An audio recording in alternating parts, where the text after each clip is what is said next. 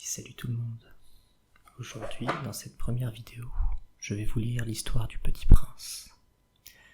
C'est ma première vidéo YouTube, donc soyez indulgents, s'il vous plaît. Ceci est une vidéo, bien sûr, je le précise, ASMR. Donc, si ma voix peut permettre à certains de s'endormir, ou tout simplement d'écouter une histoire, eh bien, vous êtes les bienvenus. Je vais donc lire aujourd'hui un chapitre ou deux, on verra, selon le temps que ça prend, du Petit Prince. Premier chapitre. Lorsque j'avais 6 ans, j'ai vu, une fois, une magnifique image, dans un livre sur la forêt vierge qui s'appelait « Histoire vécue ». Cela représentait un serpent-boa qui avalait un fauve. Voilà la copie du dessin.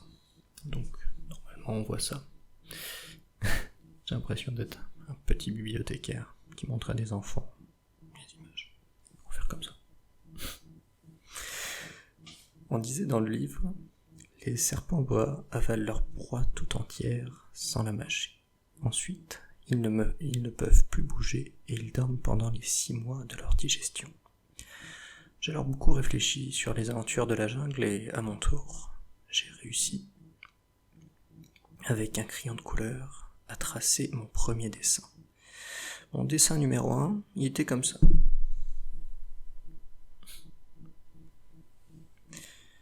J'ai montré mon chef-d'œuvre aux grandes personnes et je leur ai demandé si mon dessin leur faisait peur. Elles m'ont répondu « Pourquoi un chapeau ferait-il peur ?» Mon dessin ne représentait pas un chapeau. Il représentait un serpent-boa qui digérait un éléphant. J'ai alors dessiné l'intérieur du serpent-boa, afin que les grandes personnes puissent comprendre. Elles ont toujours besoin d'explications. Mon dessin numéro 2 était comme ça. Les grandes personnes m'ont conseillé de laisser de côté les dessins de serpent-boa ouverts ou fermés, et de m'intéresser plutôt à la géographie, à l'histoire, au calcul et à la grammaire. C'est ainsi que j'ai abandonné, à l'âge de 6 ans, une magnifique carrière de peintre. J'avais été découragé par l'insuccès de mon dessin numéro 1 et de mon dessin numéro 2. Les grandes personnes ne comprennent jamais rien toutes seules, et c'est fatigant pour les enfants de toujours et toujours leur donner des explications. J'ai donc dû choisir un autre métier, et j'ai appris à piloter des avions. J'ai volé un peu partout dans le monde. Et la géographie, c'est exact, m'a beaucoup servi. Je savais reconnaître du premier coup d'œil la Chine de l'Arizona. C'est très utile si on est égaré pendant la nuit. J'ai ainsi eu, au cours de ma vie, des tas de contacts avec des tas de gens sérieux. J'ai beaucoup vécu chez les grandes personnes. Je les ai vus de très près. Ça n'a pas trop amélioré mon opinion. Quand j'en rencontrais une qui me paraissait un peu lucide, je faisais l'expérience sur elle de mon dessin numéro 1, que j'ai toujours conservé. Je voulais savoir si elle était vraiment compréhensive. Mais toujours elle me répondait « c'est un chapeau ». Alors, je ne lui parlais ni de serpent-bois, ni de forêt vierge, ni d'étoiles. Je me mettais à sa portée. Je lui parlais de bridge, de golf, de politique et de cravate. Et la grande personne était bien contente de connaître un homme aussi raisonnable. C'est un postulat assez triste, un peu de l'humanité. L'humain ne sait plus rêver. Ça, c'est un petit ajout de ma part. Chapitre 2. J'ai ainsi vécu seul, sans personne avec qui parler véritablement, jusqu'à une panne dans le désert du Sahara, il y a 6 ans. Quelque chose s'était cassé dans mon moteur, et comme je n'avais avec moi ni mécanicien, ni passager, je me préparais à essayer de réussir, tout seul, une réparation difficile. C'était pour moi une question de vie ou de mort. J'avais à peine de l'eau à boire pour 8 jours. Le premier soir, je me suis donc endormi sur le sable, à 1000 milles de toute terre habitée. J'étais bien plus isolé qu'un naufragé sur un radeau au milieu de l'océan. Alors vous imaginez ma surprise au lever du jour, quand une drôle de petite voix m'a réveillé. Elle disait « S'il vous plaît, dessine-moi un mouton. » « Hein ? Dessine-moi un mouton. » J'ai sauté sur mes pieds, comme si j'avais été frappé par la foudre. J'ai bien frotté mes yeux, j'ai bien regardé. J'ai vu un petit bonhomme tout à fait extraordinaire, qui me considérait gravement. Voilà le meilleur portrait que, plus tard, j'ai réussi à faire de lui. Mais mon dessin, bien sûr, est beaucoup moins ravissant que le modèle. Ce n'est pas ma faute. J'avais été découragé dans ma carrière de peintre par les grandes personnes à l'âge de 6 ans. Je n'avais rien appris à dessiner, sauf les boas fermés et les boas ouverts. Je regardais donc cette apparition avec des yeux tout ronds d'étonnement. N'oubliez pas que je me trouvais à 1000 milles de toute région habitée. Or, mon petit bonhomme ne semblait ni égaré, ni mort de fatigue, ni mort de faim, ni mort de soif, ni mort de peur. Il n'avait en rien l'apparence d'un enfant perdu au milieu du désert, à 1000 milles de toute région habitée. Quand je réussis enfin à parler, je lui dis « Mais qu'est-ce que tu fais là ?» Et il me répéta alors, tout doucement, comme une chose très sérieuse. « S'il vous plaît, dessine-moi un mouton. » Quand le mystère est trop impressionnant, on n'ose pas désobéir. Aussi absurde que cela me sembla à 1000 milles de tous les endroits habités et en danger de mort, je sortis de ma poche une feuille de papier et un stylographe. Mais je me rappelai alors que j'avais surtout étudié la géographie, l'histoire, le calcul et la grammaire, et je dis au petit bonhomme, avec un peu de mauvaise humeur, que je ne savais pas dessiner. Il me répondit « Ça ne fait rien, dessine-moi un mouton. » Comme je n'avais jamais dessiné un mouton, je refis pour lui l'un des 2 seuls dessins dont j'étais capable. Celui du boa fermé, et je fus stupéfait d'entendre le petit bonhomme me répondre. Non, je ne veux pas d'un éléphant dans un boa. Un boa c'est très dangereux, et un éléphant c'est très encombrant. Chez moi, c'est tout petit, j'ai besoin d'un mouton. Dessine-moi un mouton. Alors j'ai dessiné. Le voilà, le fameux premier mouton. Vous aurez le deuxième juste en dessous. Il regarda attentivement, puis, non, celui-là est déjà très malade, fais-en un autre. Je dessinai. Mon ami sourit gentiment, avec indulgence. Tu vois bien, ce n'est pas un mouton, c'est un bélier, il a des cornes. Je refis donc encore mon dessin, mais il fut refusé, comme les précédents. Celui-là est trop vieux, je veux d'un mouton qui vive longtemps.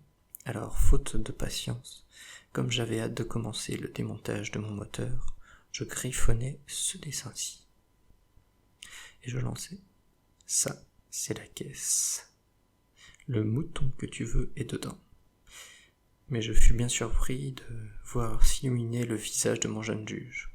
C'est tout à fait comme ça que je le voulais. Crois-tu qu'il faille beaucoup d'herbe à ce mouton ? Pourquoi ? Parce que chez moi, c'est tout petit. Ça suffira sûrement. Je t'ai donné un tout petit mouton. Il pencha la tête vers le dessin. Pas si petit que ça. Tiens, il s'est endormi. C'est ainsi que je fis la connaissance du Petit Prince. Et voilà le fameux dessin de Saint-Exupéry. Eh oui, parce que rien ne vaut l'imagination. Ce que Saint-Exupéry recommande peut-être là, c'est de lire un petit peu de temps en temps.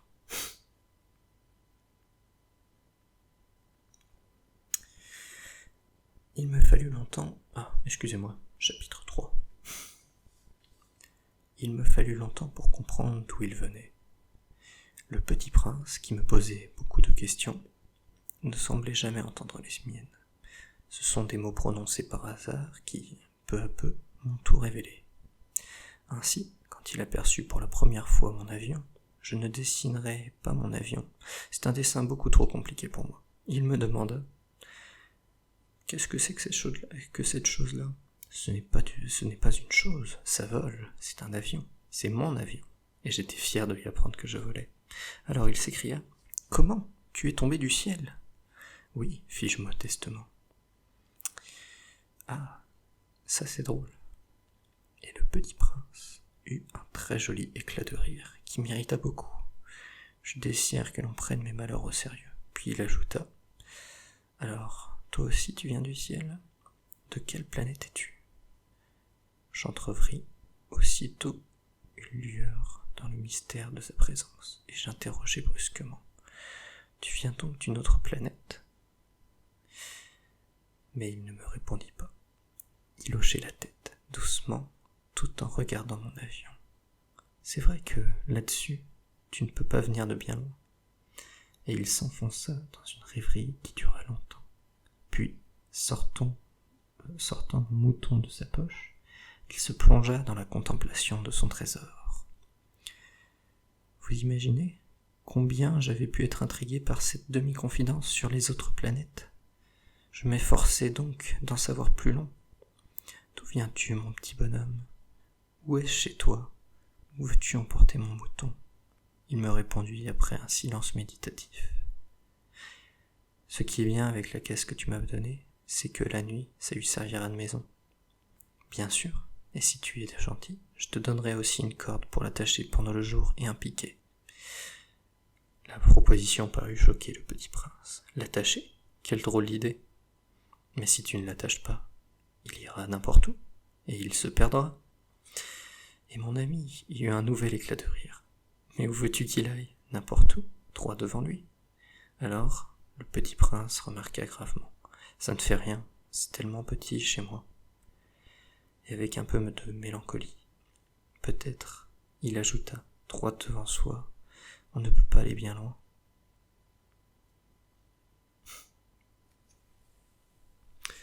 Cette image a été sur les billets de 5 francs, si je dis pas de bêtises. Oui, il y avait des billets de 5 francs, si vous êtes assez âgé pour connaître ça. Avec la tête de Saint-Exupéry également. Chapitre 4. J'avais ainsi appris une seconde chose très importante. C'est que sa planète d'origine était à peine plus grande qu'une maison. Ça ne pouvait pas m'étonner beaucoup. Je savais bien qu'en dehors des grosses planètes comme la Terre, Jupiter, Mars, Vénus, auxquelles on a donné des noms, il y en a des centaines d'autres qui sont quelquefois si petites qu'on a beaucoup de mal à les apercevoir au télescope. Un astronome découvre l'une d'entre elles, il lui donne pour nom un numéro. Il l'appelle par exemple l'astéroïde 3251. J'ai de sérieuses raisons de croire que la planète d'où venait le petit prince est l'astéroïde B612. Cet astéroïde n'a été aperçu qu'une fois au télescope, en 1909, par un astronome turc.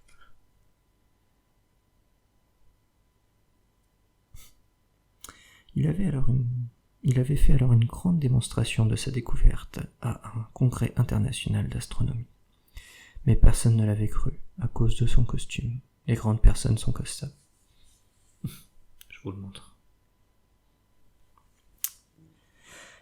Heureusement pour la réputation de l'astéroïde B612, un dictateur turc imposa à son peuple, sous peine de mort, de s'habiller à l'européenne. L'astronome refit sa démonstration en 1920, dans un habit très élégant.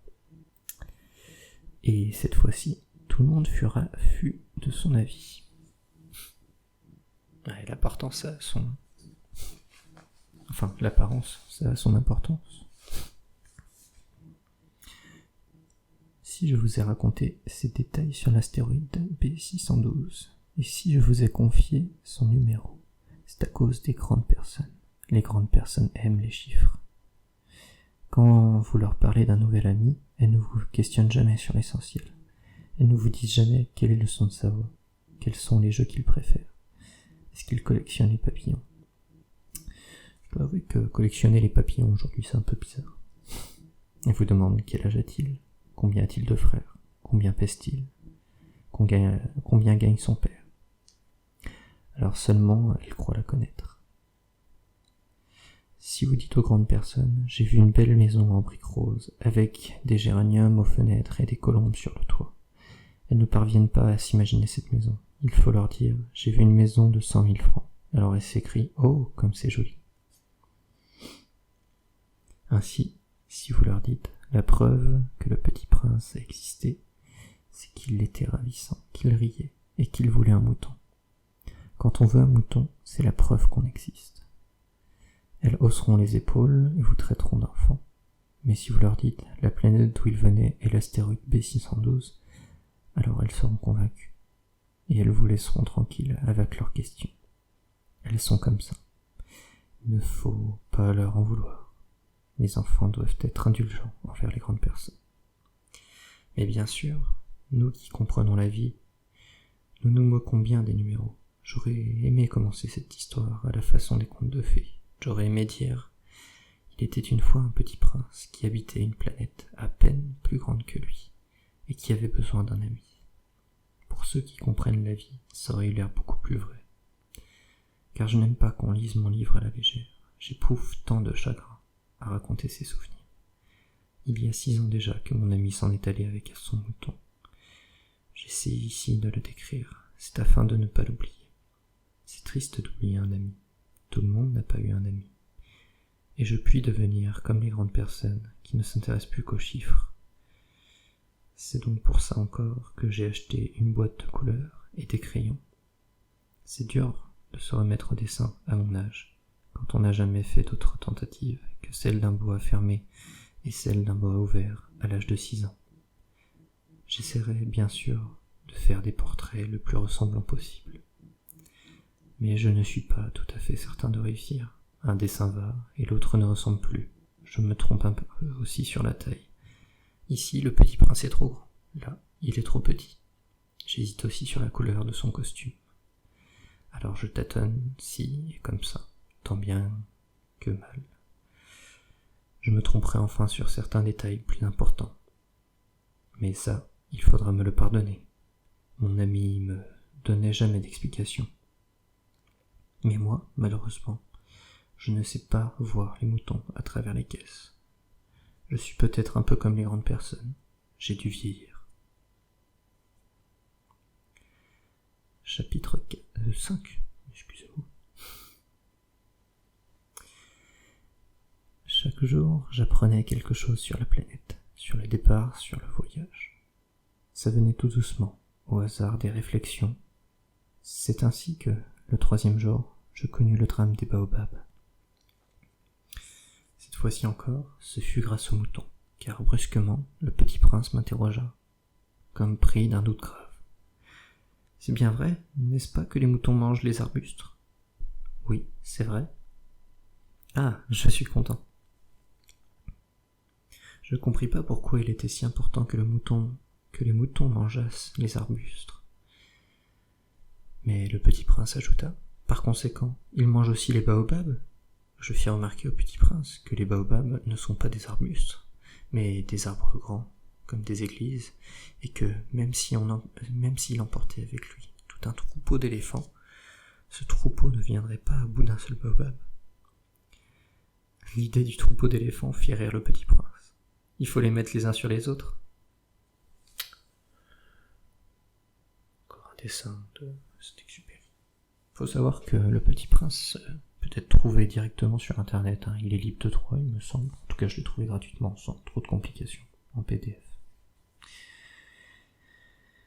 Excusez-moi pour ce petit écart, je reprends. Mais il remarqua avec sagesse.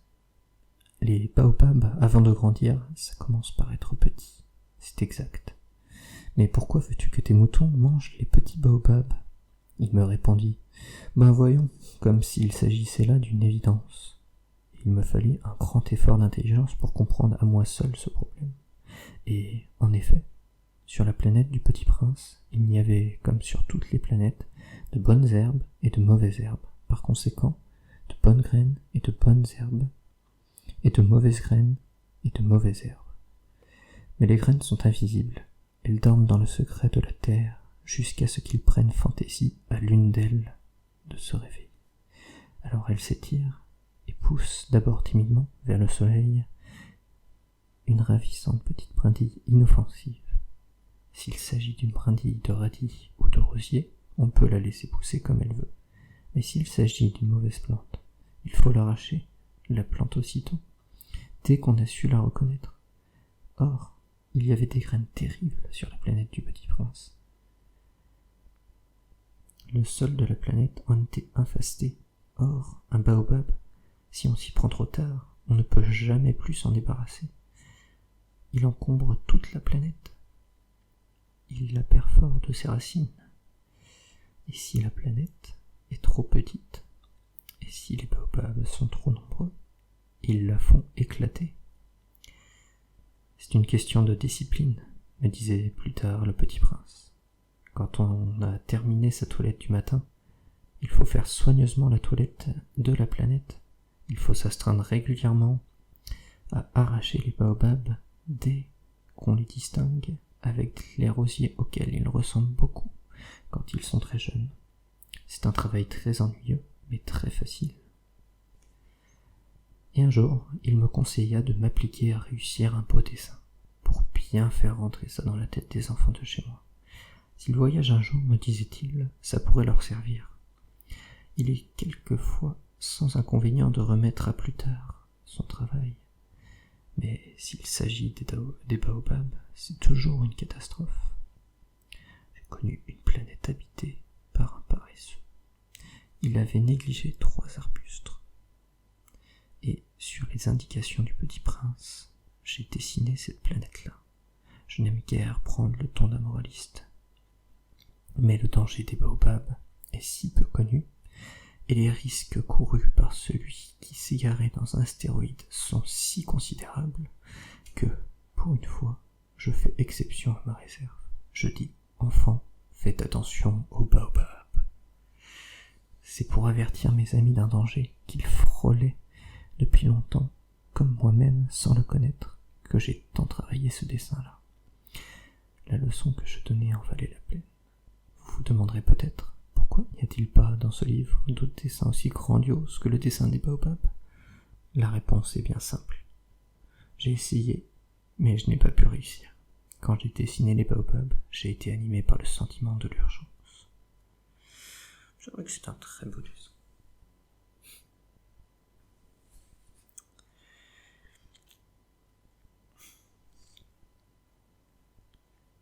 On peut continuer un peu. On va faire une petite vidéo d'une demi-heure, ça peut être pas mal pour un début. Ah, Petit Prince, j'ai compris peu à peu ainsi ta petite vie mélancolique. Tu n'avais eu longtemps pour distraction que la douceur des couchers de soleil. J'ai appris ce détail nouveau le 4e jour au matin quand tu m'as dit « J'aime bien les couchers de soleil, allons voir un coucher de soleil. » Mais il faut attendre. Attendre quoi? Attendre que le soleil se couche. Tu as eu l'air très surpris d'abord, et puis tu as ri de toi-même, et tu m'as dit « Je me crois toujours chez moi. » En effet, quand il est midi aux États-Unis, le soleil, tout le monde le sait, se couche sur la France. Il suffirait de pouvoir aller en France en 1 minute pour assister au coucher de soleil. Malheureusement, la France est bien trop éloignée. Mais sur ta si petite planète, il te suffirait de tirer ta chaise de quelques pas, et tu regarderais le crépuscule chaque fois que tu le désirerais. Un jour, j'ai vu le soleil se coucher 43 fois. Et un peu plus tard, tu ajoutais, tu sais, quand on est tellement triste, on aime les couchers de soleil. Le jour des 43 fois où tu étais donc tellement triste, mais le Petit Prince ne répondit pas.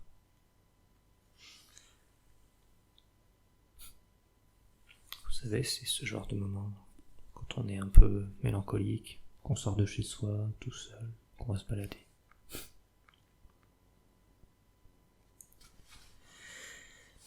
Chapitre 7. Le 5e jour, toujours grâce au mouton, ce secret de la vie du Petit Prince me fut révélé. Il me demanda avec brusquerie, sans préambule, comme le fruit d'un problème longtemps médité en silence. Un mouton, s'il mange les arbustes, il mange aussi les fleurs.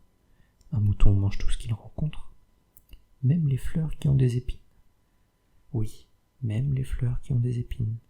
Alors, les épines, à quoi servent-elles? Je ne savais pas.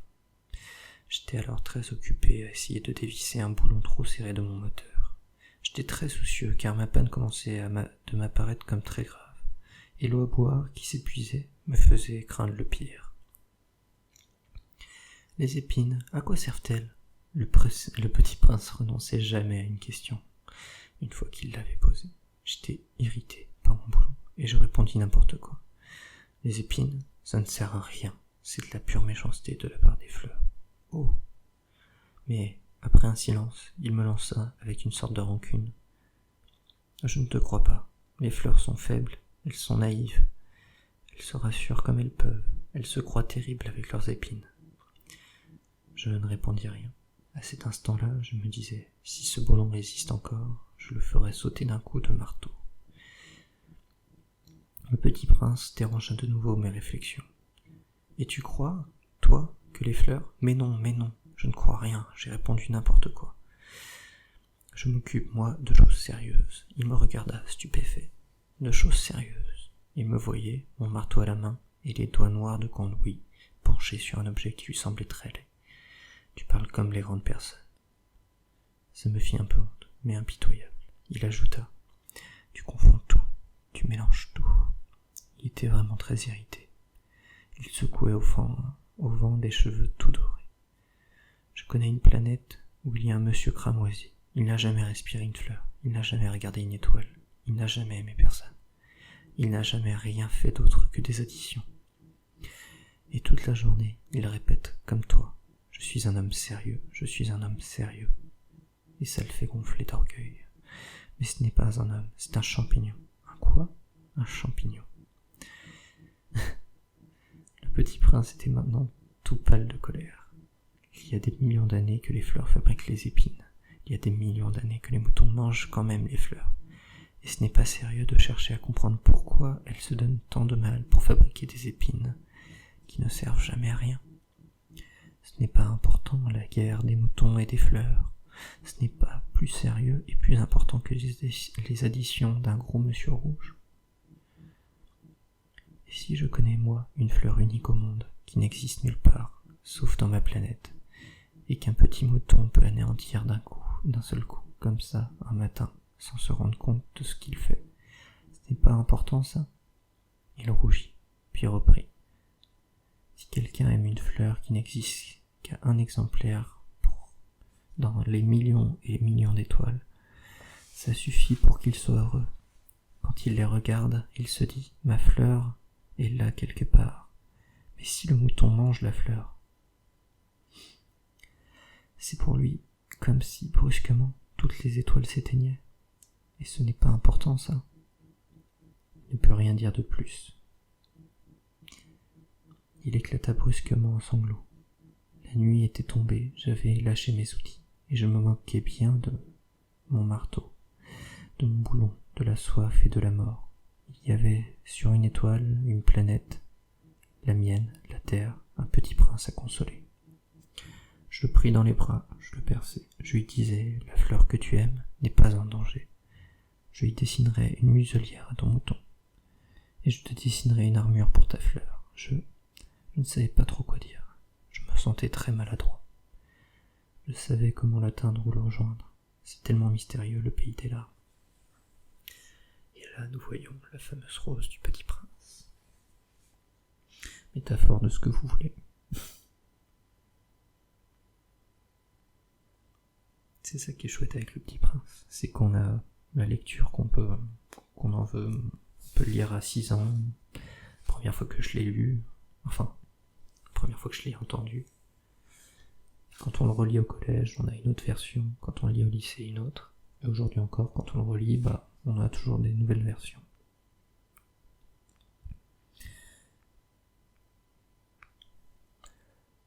On arrive à 30 minutes.